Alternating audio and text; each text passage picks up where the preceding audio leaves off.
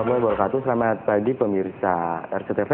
Mengawali Anda beraktivitas di hari ini kembali saya, Afi Prifai, menjumpai Anda di program acara kesayangan kita. Selamat pagi Cirebon, edisi Kamis 2 Oktober 2014. Tema kita pagi ini yakni legalitas sang pembela hukum. Nanti Anda bisa sampaikan di 0231482138. Nah, untuk mendedahkan apa yang tadi saya sampaikan, bersama saya sudah hadir di pagi ini. Yang pertama adalah Kang Ibnu Kholik, SHMH, ya, Sekretaris Umum Dewan Pimpinan Cabang Perhimpunan Advokat Indonesia Cirebon, ya. Selamat pagi. Pagi, Pak Haris. Iya. Ini lagi sibuk apa, Kang? Ya, biasalah kita aktivitas menangani beberapa kasus hukum. Gitu. Di aktivitas organisasi juga dalam waktu dekat TPC Pradi Cirebon akan menyelenggarakan rapat anggota. Insya Allah akan dilaksanakan tanggal 10 Oktober. Iya. Oke, ya, terima kasih sudah hadir di Selamat Pagi Cirebon. Kemudian di sebelah Kang Ibnu Kholik ada Kang Eko Supiandi SH, ya, Bendahara dan Ketua Pusat Bantuan Hukum DPC Pradi Cirebon. Selamat pagi. Selamat pagi, Kang Eko. Pagi. Apa kabarnya, Kang Eko? Alhamdulillah saya. Ini lagi sibuk apa juga? Ya, kami selama ini sekitar 1 tahun gitu ya, mengurusi Pusat Bantuan Hukum DPC Pradi Cirebon. Oke, terima kasih juga sudah hadir di Selamat Pagi Cirebon.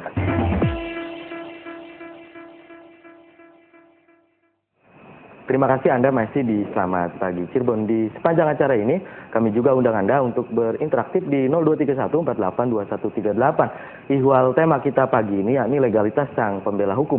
Silakan Anda bisa menyampaikan pertanyaan Anda juga bisa berpendapat, Anda juga bisa beropini ya tentang tema yang tadi saya dedahkan. Ke Kang Ibnu Kholik dulu. Kang Ibnu, tentang mensikapi RUU Advokat kemarin ya yang di DPR RI di Senayan, Pradi mensikapinya seperti apa gitu? Oke, terima kasih Mas. Pradi secara khusus menyambut baik tidak dilanjutkannya pembahasan RUU Advokat oleh DPR RI kemarin. Karena memang mengapa tidak ingin dilanjutkan gitu RUU itu, rancangan undang-undang itu? Karena memang RUU itu dari awal proses lahirnya ya cenderung ada beberapa masalah. Misalnya konon tidak adanya naskah akademik. Naskah akademik dalam pembuatan RUU tersebut. Dan kemudian ujug-ujug naskah akademiknya itu mirip dengan naskah akademik Undang-Undang 18 tahun 2003. Berarti itu sama gitu ya, bukan itu yang dimaksud dengan bukan naskah akademik itu ya? Sebelumnya RUU itu diketahui tidak ada naskah akademiknya yang mengiring perjalanan lahirnya RUU itu. Terus juga banyak sekali daftar inventarisir masalah tim yang ada dalam RUU itu. Sekitar ada 315-an daftar inventarisir masalah. Dan memang kalau dilihat masalah-masalahnya ya memang sangat substansif. Seperti dalam RUU itu akan ada Dewan Advokat Nasional, di mana Dewan Advokat Nasional itu cenderung kelihatan adanya campur tangan pemerintah. Ada intervensi? Ada intervensi dari pemerintah. Dewan Advokat Nasional itu dibentuk oleh pemerintah, mendapatkan honor oleh pemerintah, menggunakan APBN pemerintah. Dan ini yang tidak dikehendaki oleh Pradi gitu? Salah satunya itu. Kemudian juga... Kenapa tidak ingin dikehendaki gitu? Ketika mungkin persoalan hukum, ada intervensi dari pemerintah jadi tidak ada netralitas itu. Gini, Mas, bayangkan kemarin misalnya, kalau advokat diintervensi oleh pemerintah, bayangkan sengketa Pilpres kemarin, misalnya ya sebagai contoh, akan tidak all out pembelaan advokat ini. Kalau misalnya ada intervensi dari pemerintah. Nah, itu kita menolak dengan tegas keberadaan Dewan Advokat Nasional itu. Selain juga misalnya semangat dari RUU itu adalah semangat tentang multibar. Apa itu maksudnya? Multibar itu bukan wadah tunggal. Organisasi profesi menjadi banyak organisasi gitu loh. Nah, itu kita akan kesulitan nanti manakala seorang advokat yang oleh organisasi advokat dinyatakan dia sudah melanggar kode etik, kemudian dia bisa lompat lari ke advokat lain, Jadi ke organisasi. kalau bermacam-macam, beragam atau banyaknya organisasi advokat gitu ya? Iya, eksesnya akan seperti itu. Yang sebagai contoh di Indonesia, organisasi profesi yang paling berwibawa, katakan misalnya ID. ID itu kan karena satu. Itu loh, karena... Oke, Kang Ibnu Kholik, ke Mas Eko. Mas Eko, menanggapi RUU kemarin gitu ya, Pradi dalam hal ini sikapnya apa yang disampaikan oleh Kang Ibnu Kholik tadi. Mas Eko, ada hal lain tidak yang menjadi argumen ketika Pradi ini dalam tanda kutip menolak RUU kemarin gitu, Kang Eko? Terima kasih. Menyambung apa yang telah disampaikan oleh rekan saya, memang betul yang krusial itu adalah masalah Dewan Advokat Nasional, yang kedua tentang multibar, artinya struktur keorganisasian. Akan sangat, istilahnya akan sangat susah apabila di organisasi advokat itu terdiri dari beberapa macam, gitu kan. Makanya kembali kepada Undang-Undang 18 tahun 2003 tentang advokat, di situ di mana sistemnya sistem single bar, ya. Tidak multi seperti tidak. Jadi mindsetnya begini, berdasarkan Undang-Undang 18 tahun 2003 ini mindsetnya ya, bahwa advokat itu selaku penegak hukum. Karena penegak hukum, maka dibutuhkan suatu wadah tunggal. Diperlukan gitu ya? Wadah tunggal. Kenapa wadah tunggal? Kan gitu kan. Karena untuk mengakomodir segala sesuatu kebijakan. Tidak mungkin kalau kebijakannya itu ada, misalnya ketua umumnya ada 2, nanti akan berbenturan kebijakan gitu kan. Sama halnya seperti Kapolri cuma 1. Sama. Tadi juga disinggung oleh Kang Ibnu Kholik, ID sebagai organisasi profesi juga ada 1 gitu, Ikatan Dokter Indonesia. Artinya untuk kesatuan sistem, gitu kan.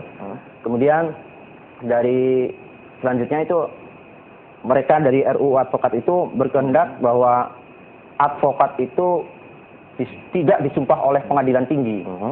Mengacu pada Undang-Undang 18 tahun 2003, disumpah oleh pengadilan tinggi yang berdomisili di wilayahnya masing-masing. Ya. Bagaimana dituangkan dalam 18 2003 itu ada. Amanat ya, itu amanat undang-undang. Iya.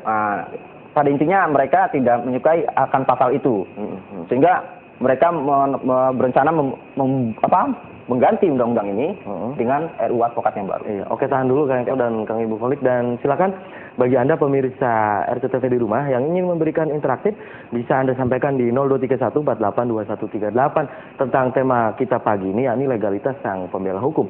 Anda bisa bertanya, Anda juga bisa menyampaikan pendapat Anda juga bisa beropini ya dari sisi yang lain tentang tema yang tadi saya paparkan ya. Silakan Anda bisa menanyakan ke kedua orang narasumber di Selamat Pagi Cirebon kita kali ini. Kembali ke Kang Ibnu Kholik, yang Anda maksud organisasi-organisasi yang mendukung RUU kemarin, RUU advokat, kemudian juga yang menolak, yang Anda maksud mereka ini siapa gitu, kelompok-kelompok ataupun organisasi-organisasi advokat yang lain yang mendukung adanya RUU itu digolkan menjadi undang-undang gitu?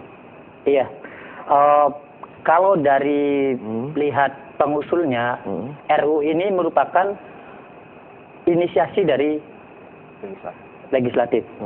Nah, tetapi memang ada beberapa organisasi advokat yang sebelumnya mereka sudah hampir 17 kali mengajukan judicial review ke Mahkamah Konstitusi, yang sebagian besar selalu dikalahkan itu ya, judicial review-nya itu. Tentang salah satunya tentang keinginan melakukan sumpah oleh rohaniawan, tidak oleh pengadilan tinggi, itu juga dikalahkan. Tentang wadah tunggal, mereka yang menginginkan multibar, mereka menjudicial review pasal 28 ayat 1 Undang-Undang 18, kemudian dikalahkan juga. Itu memang ada beberapa organisasi yang mendukung dilakukannya perubahan undang-undang ini. Tetapi memang ada juga yang kontra gitu loh Mas. Terakhir itu 11 universitas terkemuka di Indonesia. UGM, UI, terus USU diantaranya itu menolak keras RUU advokat. Yang kemarin yang ramai itu yang ya? Kemarin yang ramai itu loh. Ya, sehingga kemudian sikap kita karena memang RUU itu sudah ditolak, ya sudah, itu adalah bagian dari masa lalu. Tidak perlu lagi kita gembar-gemborkan lagi ya. Lagi. Ya, oke, ke Kang Eko. Yang Anda maksud gitu ya. Anda kan menginginkan ada satu profesi nih advokat ini kan, ada satu organisasi kan, ada satu organisasi. Anda maksud itu pradi atau memang kita bentuk lagi gitu dari advokat itu? Kan organisasi ini kan beragam tadi, multi itu ya, multibar itu. Anda ingin bahwa pradi atau memang kita bentuk lagi gitu advokat itu? Oke, terima kasih Mas. Jadi pradi itu sesungguhnya lahir dari adanya Undang-Undang 18 tahun 2003. Berbarengan berarti ya? Bukan berbarengan, jadi mulai proses juga. Ada prosesnya, ada sejarahnya gitu kan. Dari mulai tahun 2000 adanya Komite Kerja Advokat Indonesia yang menaungi beberapa organisasi advokat yang sebelumnya ada, AAI, IKADIN, IPHI, FPI dan sebagainya. Itu kemudian bersatu dalam naungan Komite Kerja Advokat Indonesia membuat kode etik, yang mana kode etik ini adalah sebagai bahan untuk menyongsong Undang-Undang 18 tahun 2003. Setelah itu kemudian dalam undang-undang itu sendiri diamanatkan ke 8 organisasi advokat yang ada untuk membentuk suatu wadah tunggal. Oke, wadah tunggalnya tahan dulu. Siap. Mas Eko dan Kang Emil dan pemirsa RCTV di rumah jangan kemana-mana. Selamat pagi Cirebon akan segera kembali setelah pariwara berikut ini.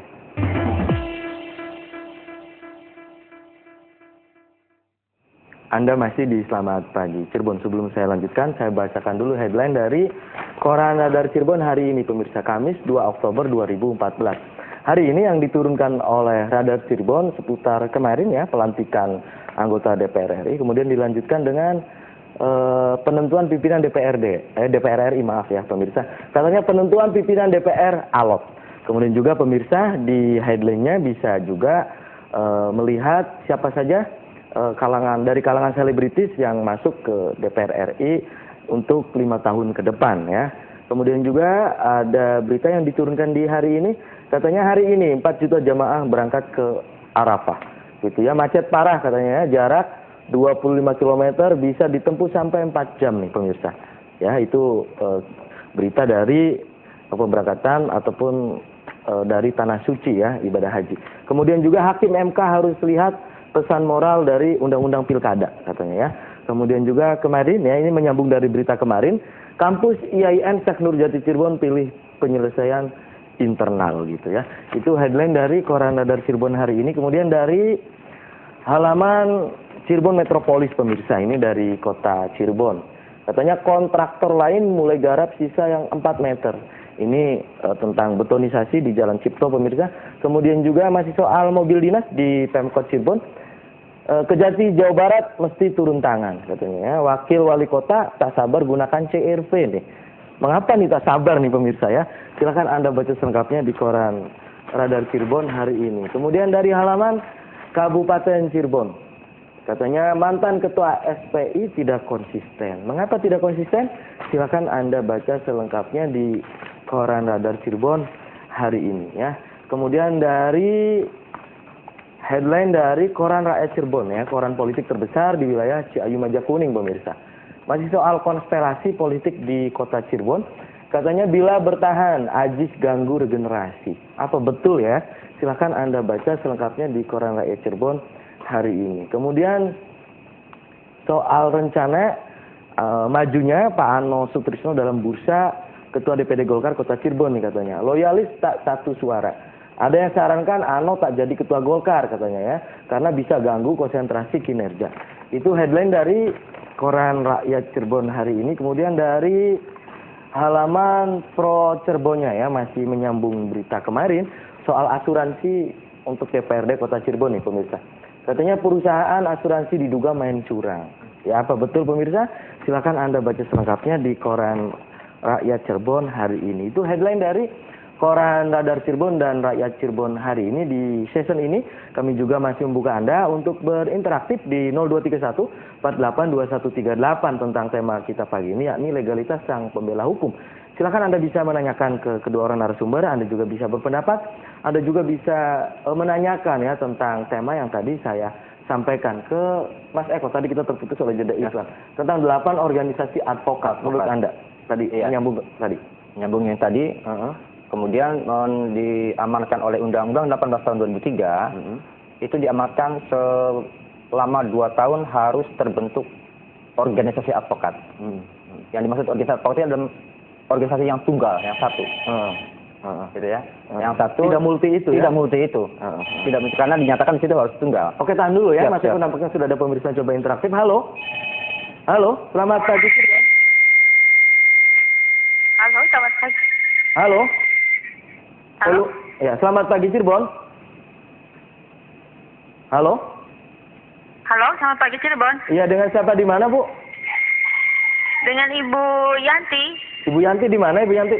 di Kepongpongan. Silakan Bu Yanti, apa yang Anda sampaikan, Bu Yanti? Ini tadi kan saya mendengar penjelasan dari Saudara Ibnu dan Saudara Eko bahwa inginnya tidak ada intervensi dari pemerintah. Sementara sumpah sendiri harus dilakukan oleh PT. Apakah itu bukan intervensi dari pemerintah juga? Kenapa tidak organisasinya sendiri yang melakukan sumpah? Walaupun PT yang melakukan sumpah, tetap itu sumpah itu harus di hadapan para ulama, bukan begitu? Oke, Bu Yanti di Kepongpongan. Iya, Itu terima saja. kasih atas penjelasannya. Ya, Terima kasih selamat ya, Bu pagi Yanti Cirebon. di Terima Kepongpongan. kasih. Ya, Bu Yanti Assalamualaikum. di Waalaikumsalam. Ke Mas Eko dulu, Ya. katanya Bu Yanti tadi menyampaikan ya di Kepongpongan itu katanya tidak ada intervensi dari pemerintah. Ketika disumpah ini kan yang menyumpah pengadilan tinggi. Apa ini sebagai bentuk intervensi juga gitu? Ya, terima kasih. Jadi mindset berpikirnya seperti ini. Bahwa kalaupun disumpah itu memang adalah perintah dari undang-undang, Amanat undang-undang. amanat undang-undang. Yang pertama itu dalam pasal 4 itu kan diangkat oleh organisasi yang pertama. Jadi advokat itu diangkat oleh organisasi. Yang kemudian untuk selanjutnya disumpah oleh pengadilan tinggi masing-masing. Pemahaman pengadilan tinggi di sini ini bukan merupakan pemerintah, Kepanjangan tangan dari bukan. pemerintah. Akan tetapi merupakan tugas atau fungsi negara yang didelegasikan kepada Mahkamah Agung melalui pengadilan tinggi. Melalui pengadilan tinggi. Jadi itu bukan bentuk intervensi. Bukan, gitu? bukan. Itu kan nisbah. Nisbah, ya. Jadi orangnya netral gitu kan. Negara kan netral. Jadi bukan berarti di situ fungsi pemerintah yang melantik, bukan. Akan tetapi sebagai fungsi negara yang berfungsi untuk menyumpah para advokat. Jadi sekali lagi itu bukan Bentuk intervensi, bukan. bukan ya. Ke Kang Ibnu Kholik, Kang Ibnu, seperti apa sih idealnya ya advokat itu seperti apa, legalitasnya ataupun yang lainnya gitu, Kang Ibnu? Iya, kalau tentang syarat-syarat advokat itu dalam Undang-Undang 18 tahun 2003 itu sudah diatur dalam pasal 3. Harus berpendidikan S1 hukum, sekurang-kurangnya berusia minimal 25 tahun, tidak berstatus sebagai pegawai negeri sipil atau pejabat negara. Kemudian dia juga harus lulus ujian profesi advokat.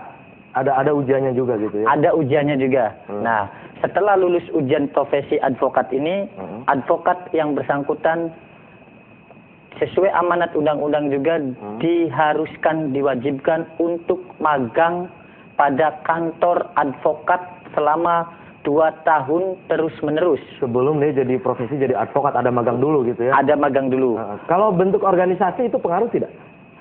Contohnya Pradi ataupun yang lain gitu? Gini, jadi calon advokat yang magang hendaknya dia magang di advokat Pradi. Dalam hal ini kita bicara tentang Undang-Undang 18 karena undang-undang yang berlaku adalah Undang-Undang 18 tahun 2003, Undang-Undang Advokat. Dalam pasal 28 dinyatakan secara tegas bahwa wadah advokat itu adalah satu gitu. Iya. Nah, setelah 2 tahun kemudian baru terbentuklah Pradi dan secara eksplisit artinya wadah tunggal itu ada di Pradi. Berarti secara tidak langsung Anda menyebut bahwa organisasi advokat yang lain tidak diragukan legalitasnya gitu? Bukan seperti itu. Wadah organisasi advokat yang diakui oleh Undang-Undang 18 adalah Pradi.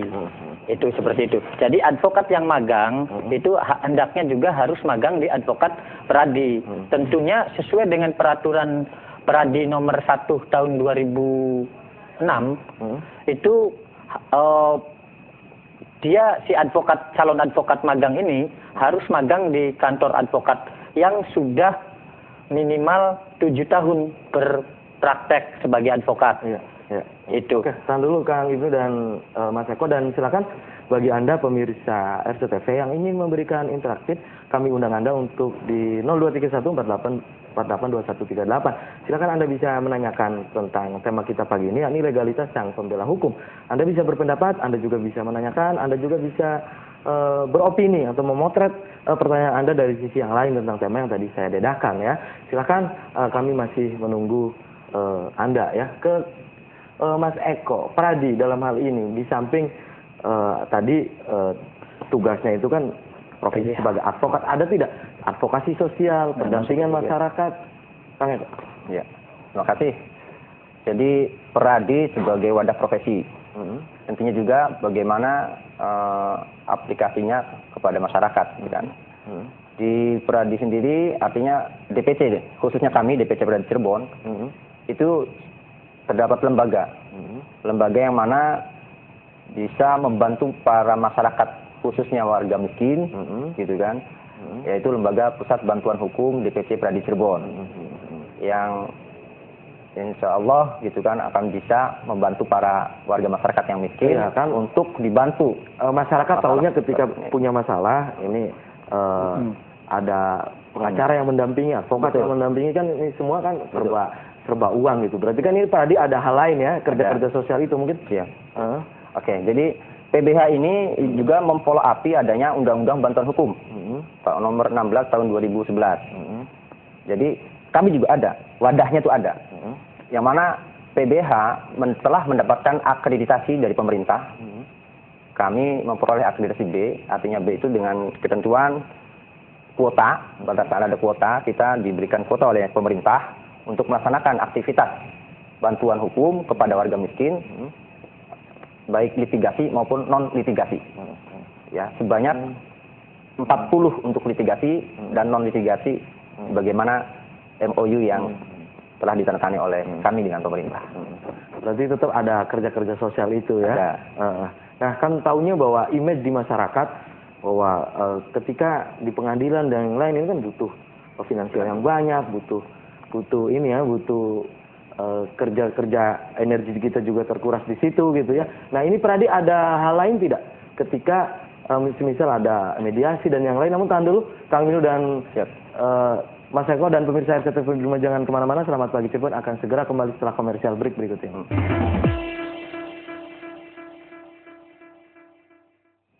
Terima kasih Anda masih di Selamat Pagi Cirebon. Di bagian akhir ini kami juga masih undang Anda untuk berinteraktif di line telepon 0231482138 tentang tema kita pagi ini, yakni legalitas sang pembela hukum. Silakan Anda bisa beropini, Anda juga bisa menanyakan, Anda juga bisa berpendapat ya tentang tema yang tadi saya paparkan. Ke Mas Eko lagi ya, tadi kita terputus oleh jeda iklan ya, tentang tadi ya ada mediasi gitu. Ini sama, Pradi juga melakukan hal-hal semacam itu gitu. Ya, terima kasih. Jadi istilah mediasi itu juga berlaku bagi seluruh advokat ya, yang baik itu yang profesional ataupun kita khusus sebagai dalam PBH. Jadi istilah mediasi mesti ada, kemudian mediasi baik di pengadilan ataupun di luar. Kalau dalam Pusat Bantuan Hukum, mediasi ini adalah merupakan bagian kegiatan non litigasi. Non litigasi. Jadi di luar peradilan. Ada. Ada juga mediasi yang di dalam pengadilan, tapi ini yang di luar peradilan itu istilahnya non litigasi. Sebagaimana telah dilakukan oleh kami bahwa PBH yang telah 1 tahun, berusia 1 tahun, itu sudah menjalankan program non litigasi. Kita melakukan penyuluhan. Pradi ini ya, PBH Pradi sudah Pradi melakukan penyuluhan di beberapa tempat di wilayah Cirebon, baik di kabupaten maupun di kota. Penyuluhan hukum ini yang mana datangnya dari mereka para warga miskin yang meminta kepada kami untuk diberikan pemahaman. Contohnya apa sih KDRT? Itu sudah pernah dilakukan gitu? Sudah. Sosialisasi itu? Kami sudah melakukan dan pengalaman tahun kemarin baik litigasi maupun litigasi, kami PBH DPC Cirebon adalah merupakan yang terbaik sejauh barat dalam konteks melaksanakan program-program kerjanya. Oke. Ke Kang Ibnu Holik. Kang Ibnu, kan tadi ada menyebut bahwa secara tidak langsung bahwa Pradi ini adalah sesuai undang-undang tadi yang Anda sebutkan, bahwa Pradi ini ya boleh dibilang adalah organisasi profesi advokat yang sah gitu ya. Kalau yang lain menurut Anda, Kalau selain dari Pradi gitu. Sepanjang undang-undangnya masih Undang-Undang 18 2003, artinya kita hanya bicara Pradi. Dan itu juga sudah pernah dilakukan judicial review terhadap keberadaan pasal 28 Undang-Undang 18 ini. Ternyata Mahkamah Konstitusi memutuskan permohonan judicial review terhadap pasal 28 itu ditolak. Ya, artinya jadi memang secara otomatis organisasi profesi dalam Undang-Undang 18 2003 adalah Pradi. Ya, bukan yang lain ya. Iya. Kenapa Anda sebut kalau yang lain itu kan kalau Anda tadi sebut di MK juga itu kan ditolak ya. Tetap Pradi yang diakui ya. Legalitasnya berarti kan ada juga di Pradi kan. Ya, legalitasnya. Nah, kalau organisasi yang lain, kenapa Anda tidak melaporkan bahwa itu tidak legalitasnya diragukan karena Pradi yang legalitasnya ada gitu. Kenapa Pradi tidak melaporkan organisasi profesi advokat yang lain gitu? Ya, ini memang harus diakui kekisruan yang terjadi di dunia advokat ini adalah imbasnya seperti ini. Makanya kalau memang kejadiannya terus begini, kasihan masyarakat pencari keadilan kan. Nah, jangan sampai kemudian para masyarakat pencari keadilan ini mendapatkan advokat yang kemudian ternyata pas kemudian si advokat yang bersangkutan melakukan pendampingan di dalam maupun di luar pengadilan, khususnya di dalam pengadilan, dia tidak bisa melakukan pendampingan secara maksimal. Misalnya terhalang karena yang bersangkutan belum disumpah oleh pengadilan tinggi dan itu banyak seperti itu Kang Ibnu. Ada kejadian-kejadian seperti itu dan sudah ada juga penetapan Pengadilan Negeri Sumber yang melarang advokat yang tidak bersumpah melalui pengadilan tinggi untuk mendampingi kliennya dalam persidangan. Ada gitu ya? Itu sudah ada. Sudah pernah terjadi? Sudah pernah terjadi. Penetapan Pengadilan Negeri Sumber. Oke. Ke Mas Eko lagi, dalam waktu dekat nih, apa kegiatan yang akan dilakukan oleh Pradi gitu? Pradi dalam hal ini PBH, Pusat Bantuan Hukum. Insya Allah besok malam Jumat kami akan melakukan penyuluhan hukum di daerah Cirebon Utara, di daerah Mayung, melakukan penyuluhan dari beberapa teman-teman kami sebagai pemateri tentunya, atas dasar permintaan mereka warga miskin. Jadi kembali lagi Mas, PBH Undang-Undang Bantuan Hukum ini yang mana di dalamnya itu adalah dikhususkan untuk warga miskin. Warga miskin seperti apa? Seperti dalam undang-undang itu adalah yang menyerahkan SKTM, surat keterangan dari desa itu ya. Desa. Oke, tahan dulu, nampaknya sudah ada pemirsa coba interaktif lagi. Halo? Halo, selamat pagi Cirebon. Halo, selamat pagi Cirebon. Ya. Dengan siapa di mana Pak? Dengan Pak Hasim di Tengah Tani. Pak Hasim di Tengah Tani. Silakan apa yang Anda sampaikan Pak Hasim? Begini, tadi disampaikan oleh Pak Ibnu Kholik itu bahwa ada organisasi yang paling diakui atau legalitasnya lah Pradi kan. Pradi, betul. Nah, saran saya kalau memang organisasi yang lain dianggap tidak legal, agar Pak Ibnu Kholik itu melaporkan saja kepada pihak yang berwajib agar supaya organisasi yang lain yang tidak diakui hanya Pradi supaya diproses secara hukum. Begitu. Satu, kedua, kalau saya sebagai masyarakat umum kelihatannya untuk ke depan dalam kaitan dialog ini ada pihak lain. Oke. Saja. Terima kasih masukannya nih Pak Hasim. Ini Beren. Yang jadi biar masyarakat. Oke, terima kasih Pak Hasim nih masukannya nih. Ke Kang Ibnu Kholik ya.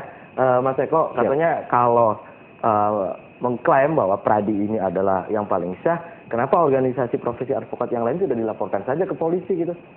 Kang Ibnu tadi. Ya, ini kan kaitannya kita bicara Pradi itu kan bicara tentang organisasi. Pradi, DPC Pradi Cirebon itu punya DPN Pradi, Dewan Pimpinan Nasional Pradi. Sikap DPN Pradi terhadap persoalan ini memang mengembalikan persoalan ini kepada negara. Itu loh, untuk bagaimana menyelesaikannya. Seperti itu. TPN Peradi juga tidak mengambil langkah-langkah reaktif terhadap keberadaan organisasi profesi yang lain, iya, advokat yang lain. Itu artinya memang dikembalikan kepada penyelenggara negara yang dalam hal ini dalam dunia praktek itu dikembalikan kepada Mahkamah Agung, kan seperti itu. Bagaimana kemudian Mahkamah Agung melalui hakim di pengadilan negeri, di pengadilan agama, dan di pengadilan tinggi, serta hakim di Mahkamah Agung sendiri mensikapi keberadaan organisasi-organisasi profesi lain Peradi itu. Itu. Kembali ke Mas Eko. Ya. Tadi kita terputus juga ya oleh pemirsa tadi Pak Hamid di Tengah Tani katanya kegiatan dalam waktu dekat Peradi. Sosialisasi ini rencananya akan di setiap wilayah atau seperti apa gitu? SKTM tadi ya, PBH ini. Kalau amanat undang-undang itu bagaimana yang namanya, jadi gini, undang-undang batuan ini adalah produk pemerintah kan gitu kan, yang mana pemerintah itu ikut terlibat dalam rangka membantu organnya untuk mencari keadilan, maka terbentuklah undang-undang bantuan hukum 16 tahun 2011 gitu kan. Makanya yang sebagai penyelenggara sebenarnya pemerintah didelegasikan kepada kami. Jadi pemerintah itu membentuk, memverifikasi OBH organisasi bantuan hukum di wilayah Indonesia gitu kan, dengan syarat-syarat tertentu. Kemudian setelah terakreditasi, barulah bisa menjalankan program-program sebagaimana yang diamanatkan Undang-Undang Bantuan Hukum, gitu kan, menjalankan aktivitas litigasi dan non litigasi. Siapa penerimanya? Penerimanya adalah warga miskin.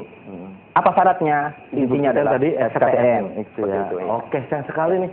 Kang Ibnu Kholik dan Mas Eko, di waktu kita di Selamat Pagi Cirebon terbatas. Nanti kita bisa dilanjut di lain waktu dan lain kesempatan ke Kang Ibnu Kholik dulu di akhir perjumpaan kita di Selamat Pagi Cirebon, di closing statement ya. Silakan apa yang Anda sampaikan untuk masyarakat di wilayah Ciayu Majapahit, khususnya masyarakat di Kabupaten Cirebon. Silakan, apa pesan Anda gitu? Diharapkan kepada masyarakat pencari keadilan agar harus berhati-hati betul dalam mencari lawyer untuk mendampingi kepentingannya yang berpersoalan hukum. Karena memang undang-undang telah mengatur secara tegas bahwa yang dapat beracara di pengadilan adalah orang yang sudah lulus ujian profesi advokat, orang yang kemudian sudah disumpah oleh pengadilan tinggi di wilayah hukumnya, dan ketika kita mencari lawyer, hendaknya masyarakat bisa terlebih dahulu menanyakan legalitas lawyer yang bersangkutan. Oke. Ke Mas Eko di closing statement silakan, apa yang Anda sampaikan itu? Siap, menyambung dari Pak Ibnu, gitu kan. Tentunya kami dari PBH kepada warga masyarakat tentunya bisa agar bisa memanfaatkan kami PBH Pusat Bantuan Hukum sebagai organisasi bantuan hukum yang telah terakreditasi B oleh pemerintah. Dengan syarat SKTM. Dengan syarat bagaimana tadi kami sebutkan SKTM. Iya, dari pemerintah desa masing-masing. Dari. Oke, Kang Ibnu dan Mas Eko, terima kasih sudah hadir di Selamat Pagi Cirebon. Ya pemirsa, itulah Selamat Pagi Cirebon kita kali ini. Semoga bermanfaat. Terima kasih juga atas perhatian dan kebersamaan Anda. Akhirnya saya, Afif Rifai, dan kru yang bertugas pada pagi ini pamit undur diri. Dan wassalamualaikum warahmatullahi wabarakatuh. Waalaikumsalam.